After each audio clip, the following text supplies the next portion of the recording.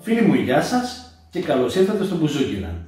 Στο σημερινό βίντεο θα σας δείξω τι πρέπει να παίξετε ώστε να μπορείτε να συνοδεύσετε ένα κομμάτι το οποίο είναι γραμμένο σε ρυθμό μπαλάντα 16 bit. Έχουμε δείξει ήδη την μπαλάντα των 8 bit και είναι στα 4 τέταρτα τόσο η 8 όσο και η 16 bit. Και τώρα, τι ξεχωρίζει τις δύο αυτές μπαλάντες, τι κάνει τη μία διαφορετική από την άλλη. Αν θυμάστε, στην μπαλάντα των 8 bit χτυπούσαμε με αγωγή 8. Δηλαδή μετρούσαμε σε διαίρεση 8. Εδώ, γι' αυτό λέγεται και 16 bit, μετράμε σε αγωγή 16. Διαιρούμε σε 16. Και αυτό γίνεται φανερό στο τρίτο χτύπημα του μέτρου, δηλαδή στο 3 του μέτρου, που εκεί έχουμε δώσει ένα 16ο σαν ισχυρό, ένα 16ο πριν το 3, είναι δηλαδή το 4ο 16ο του δεύτερου χτυπήματος, ενώ στο 3 επί της ουσίας δεν έχουμε ισχυρό. Είναι ένα 16ο πίσω. Γι' αυτό λέγεται και έτσι η μπαλάντα, γι' αυτό και είναι λίγο ιδιόμορφη. Χαρακτηριστικό παράδειγμα λοιπόν του συγκεκριμένου ρυθμού είναι το τραγούδι «Θα προχωράμε μαζί». Πάμε να το δούμε από ρε μινόρε, όπως όλα.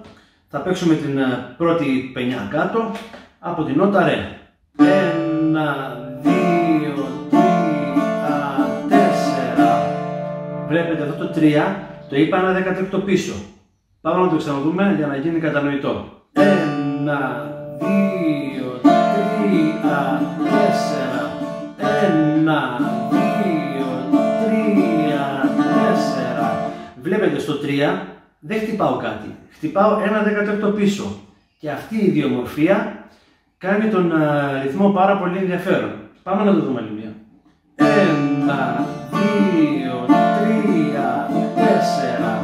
1, 2, 3, 4. Πάμε να το δούμε χωρίς να μετράω για να δείτε πώς είναι στο άκουσμα.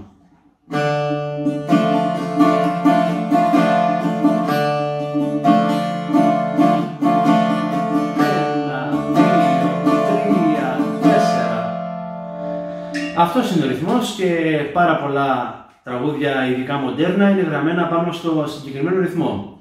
Σας ευχαριστώ πολύ που με παρακολουθήσατε. Αν σας άρεσε το συγκεκριμένο βίντεο και όλα τα βίντεο που κάνω γενικώς, κάντε ένα like και subscribe και θα τα πούμε σε ένα από τα επόμενα βίντεο. Να είστε καλά!